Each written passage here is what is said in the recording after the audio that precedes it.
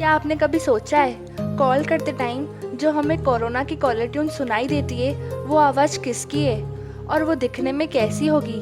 या फिर आपको लगता होगा कि वो कंप्यूटर की आवाज़ होगी, पर ऐसा नहीं है। वो आवाज़ जैस्लीन बला की है। ये देखिए। और मेरी आवाज़ आजकल रोज़ आप अपने फ़ोन पर सुनते हैं जब किसी को कॉल मिलाते हैं और वो कोरोना वाली कॉलर ट्यून सुनाई देती है, वो मेरी आवाज़ है। और उसका एक छोटा सा वीडियो डेमो।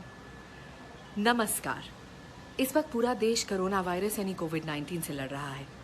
ऐसे में याद रहे, हमें बीमारी से लड़ना है, बीमार से नहीं। उनसे भेदभाव ना करें, उनकी देखभाल करें। और हाँ, जब आप घर से बाहर जाएं तो फेस मास्क लगाना ना भूलें।